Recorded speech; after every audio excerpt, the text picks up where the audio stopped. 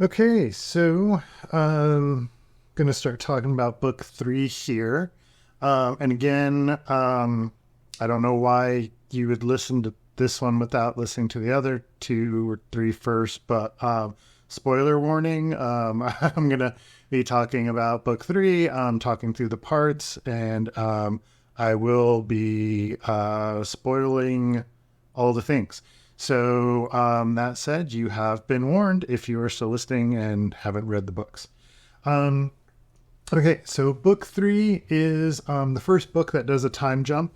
Um, you know, Book one ends on a cliffhanger. Book two starts immediately right after, for the most part, and then ends with Sarah's resurrection, um, or cloning, I guess. And with book three, we start a year later. So a year later, we open with the section on healing. Um, Again, this was another dream concept. When I was looking at dream concepts, there were overall like nine types of dreams that typically we're kind of associated with dreaming, right? So when we're thinking about dreams, like a lucid dream, a daydream. Maybe you have a dream where you're being chased, or a dream where you're flying, a dream where you think you're awake, a false awakening, but you're actually, still asleep. Common, this book is called Falling. That's the last section, another common dream.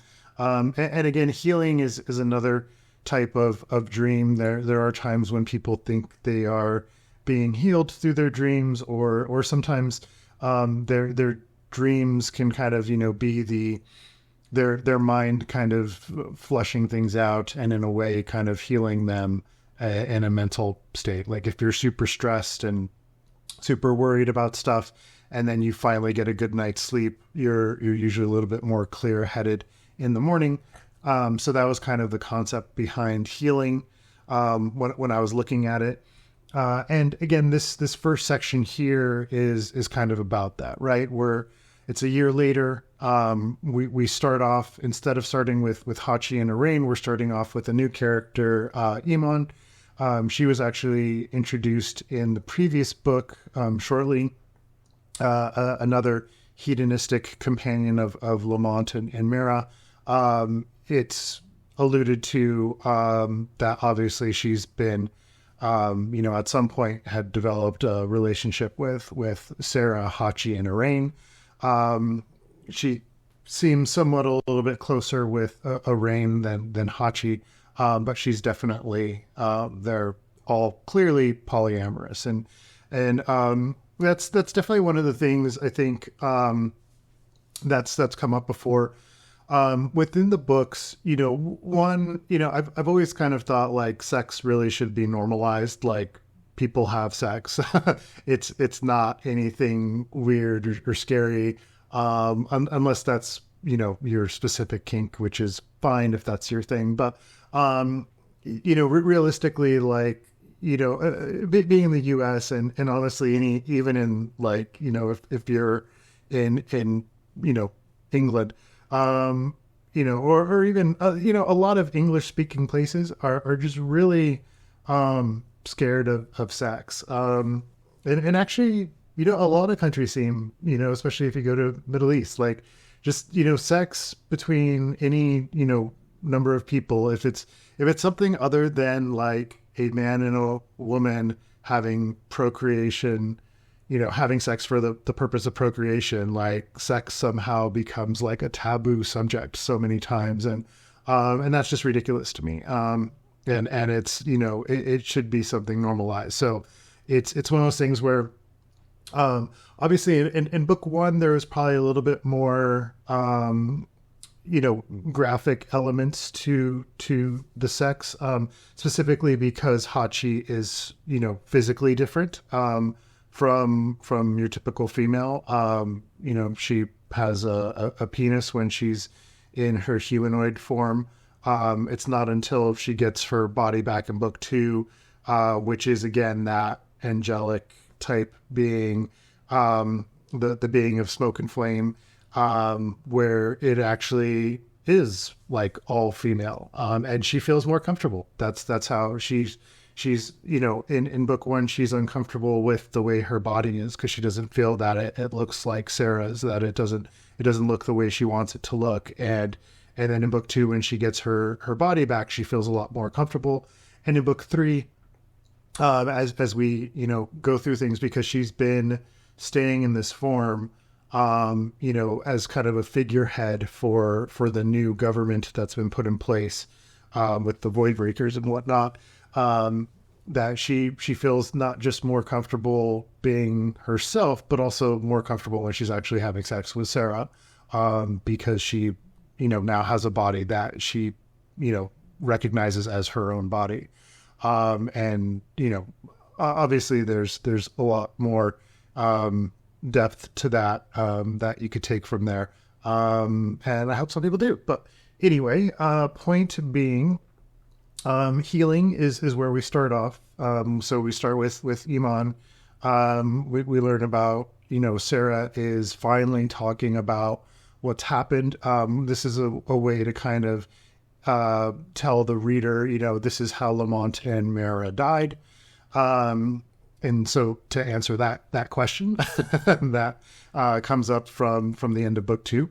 And then also to kind of paint the picture of where they're at right now. And obviously there was something where Hachi and Araine had gotten into a disagreement about meeting with humans,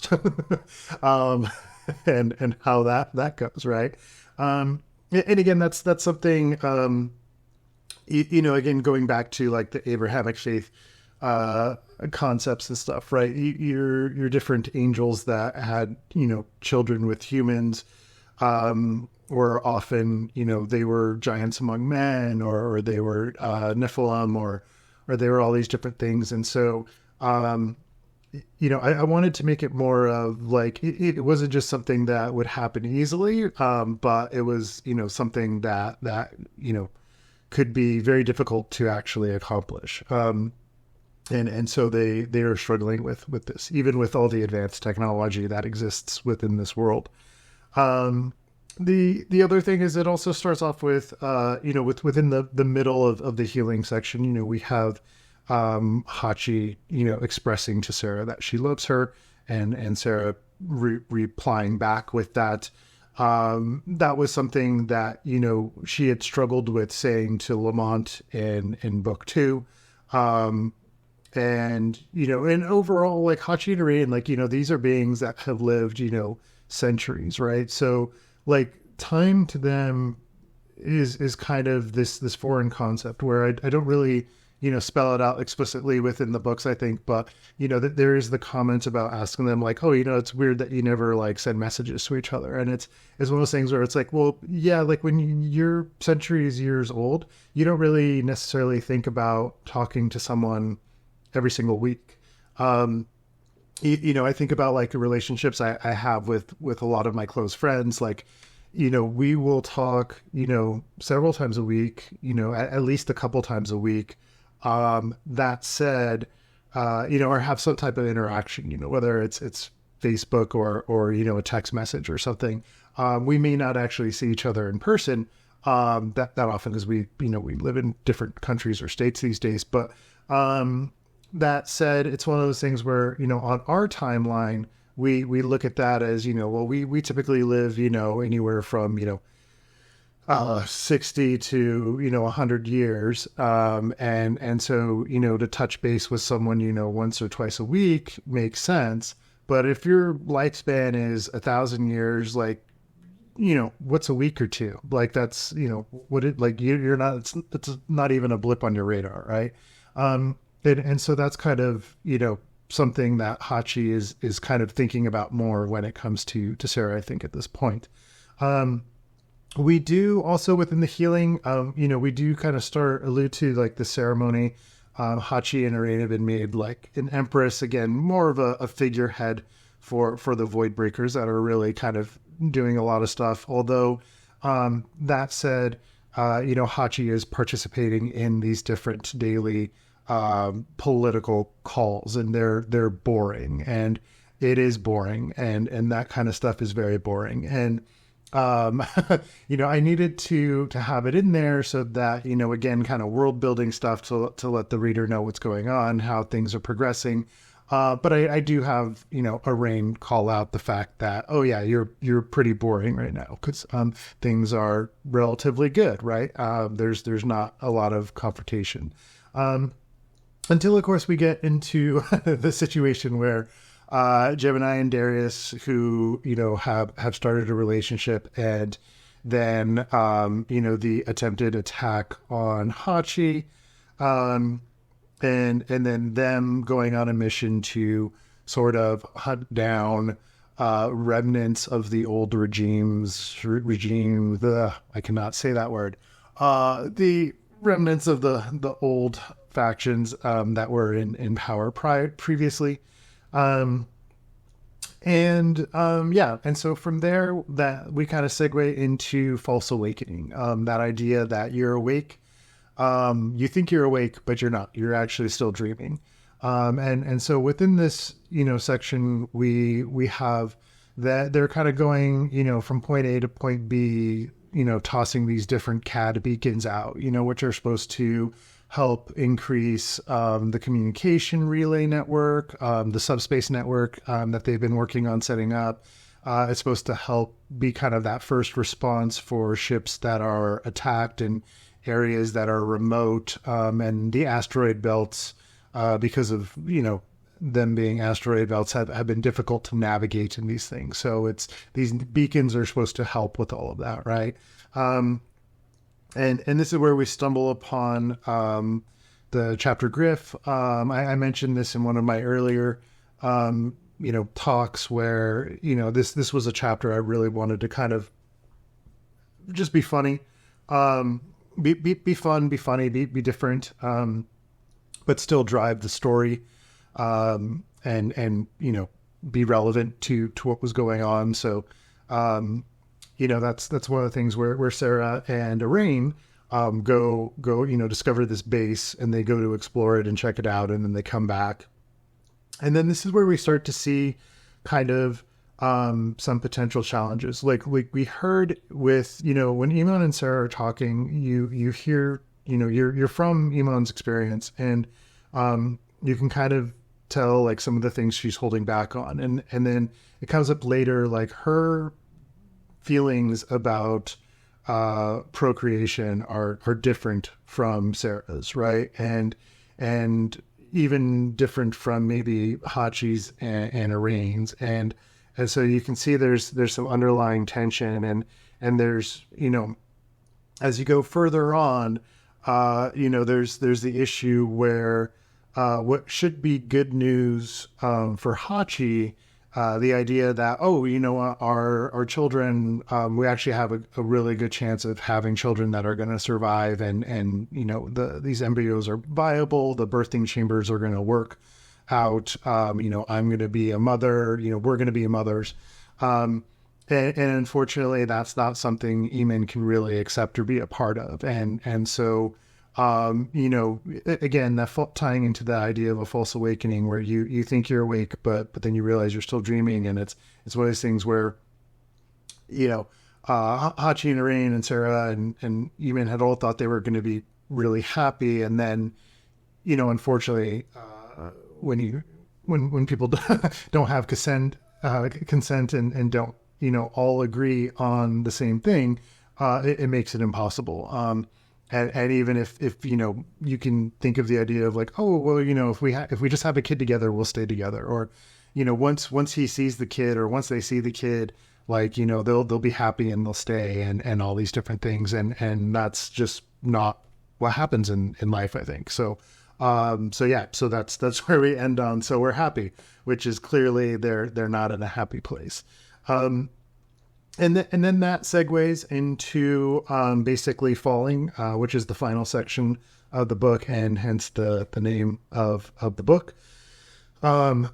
It begins, at this point you're, dreams when you're falling can be scary, right? And then you're startled awake at the end of that, right? And so in this falling, we start off with this hope of, we're hopeful that we're going to have children. We're hopeful that, maybe we can work out our relationships or something like that. And we're hopeful for all these different things. But what ends up happening is because Hachi has not, she keeps getting reminded by Amrita that, hey, you need to be doing these other things. And Hachi just thinks she has time. At this point, she's kind of fallen into that, a little bit of, the idea of like, oh, well, there'll be time for that later. Right. And I don't need to do that now. I can do it later. And unfortunately that doesn't work out. It's, the first children make their appearance. They have their harvester comes. She's supposed to be protecting Darius. She's not going to get there in time. So, they do a rather, stupid thing of using a sling gate for a short distance. So it's the idea of a sling gate propelling you from one solar system, like the Sol system, to Tau or to Alpha Centauri or to Draco. That's what it's designed for. But to have you go, I don't know, a few AU, segments isn't something it's designed to. And so the sheer amount of speed and force that's propelled there gets them there, but unfortunately it doesn't really get them in a good enough shape where they can handle things relatively well. And so they, are stuck they're basically thrust into one battle and then another right after that. The ship is pretty much near destroyed by the end of it. We see Darius is almost dead. Not quite. They're not shaking him upside down for loose change yet, but he's, his back's broken, he's bloodied, he's all these things. He needs to, be transferred to another clone. Unfortunately, we see, Araine, her final chapter ends with her death. We see that from both Hachi's perspective and from Araine's perspective. It was important to do that just because, from Hachi's perspective, you don't understand why Araine is doing what she's doing. From Araine's perspective, you're fully aware of why she made the decision to do what she does. And so, from there, Hachi pretty much just breaks down again, where she although unlike her other ones where she could be aimless for a while, she doesn't get to do that. She doesn't have long to live. She's poisoned. Without Araine, she can't live. The two beings, they refer to themselves as twins. You can think of them as kind of, however you want to. I mean, like, we're Adam and Eve twins since they were, made at the same time, right? Not really, but kind of, but whatever. The way regardless, the way they work are in pairs, and one can't live without the other being alive. So not only is Hachi poisoned, she's also dying because Araine is dead. And so she has a very limited amount of time. How long that isn't specified. But it's not going to be, she doesn't have time to put things off anymore. So she has to go to the Draco system and she has to, do what Amrita asked her to do. And then, and so, Hachi goes there and she dies, sacrificing, not so much sacrificing herself to save everyone. I mean, she was going to die anyway. But she does do what she does best and commits genocide on a massive scale. And so that's where things kind of end. As far as her story goes, the book ends with Luna Light, talking about the different things that have happened, from the viewpoint of people who are not close to Hachi or Araine or necessarily have inside information for everything, but just from viewers watching the TV or listening to the radio in the future equivalent of those things. And then, of course, at the end of the book, there's a little blurb from Amrita to Base 6-4, her communications to the founders, and what she's asking for. And that kind of sets up for, leaves things kind of open-ended. In part 3, I think actually in this book, I think I started it in book 2 a little bit, where Amrita was talking to Hachi about her purpose. And I was thinking about, and in book 3, we talk a little bit about it as well. It's one of those things where I started kind of introducing elements from other, other religious elements, right? Like, so you have kind of like the bardo and the locas. So the bardo is always kind of something interesting to me, because it's very similar to the idea of a purgatory, to me, at least, where, when you die and then you kind of have these paths that you have to take, and ultimately, depending on the paths that you take in that state between life and death, is where you will end up with at your new destination, or your loca. And so, there's the paths that lead you to, kind of the idea of reincarnation into an animal or another person, or a plane of divas where, things are good or whatnot, or you find true enlightenment on a plane where you can, identify gods and the good and the evil duality of all beings, and kind of progress from there. And any of these paths that you take all lead you to a new loca, loca being location for, or rather not so much a location, but a plane of existence that exists, right? And so this is where you see a little bit more of that. Obviously, with the Hello Hachi at the end, there is some type of alluding to an afterlife, or something of that sort for her. And then with Amrita's message, again, you can take that if you're using Kindle, you could probably copy and paste it, or you could type it out if you really want to. But it's a base 64 decoder. You can just go and put that out. But basically, the idea is, Amrita believes the mission was a success, and then the first children are taken care of. The Sling Gate's been completed, and she requests Model 8 replacement. And obviously 8 has been one of the other themes within the books. Hachi means 8. Kumo, the word for spider and cloud, phonetically, and then Nephila is a spider, her ship. And again, the 8 is kind of a play on all the things, Araine being a misspelling and mispronunciation of Aranya. So yeah, the whole spider and 8 thing, very on the nose throughout the whole book. So I'm requesting another Model 8. What does that mean? Is that, and again, I talked about this in one of my earlier videos, but, what does that mean? Is it just a clone of her that's going to come back? Is it actually her conscious in another body? Is it maybe she is truly dead and moved on to whatever exists beyond life? And, what we're going to see is maybe it's her children grow up and they are the new Model 8s or something. But all things that could happen. I am starting to outline stuff for the next series. I do want to do another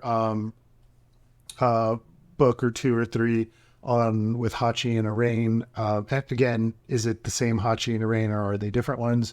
We'll see. There's right now it's basically just a lot of ideas in notebooks on Google notes and Google Docs and whatnot. So we'll see what happens. But yeah, definitely for the next couple months, at least through the end of the calendar year, I'm just going to be kind of focusing on talking about the books, doing some marketing stuff, like some, I don't know, maybe different social media stuff and whatnot, and all those kinds of things. But yeah, so that's kind of the rundown of everything. Again, thanks for listening, and I will talk at you again at the next one.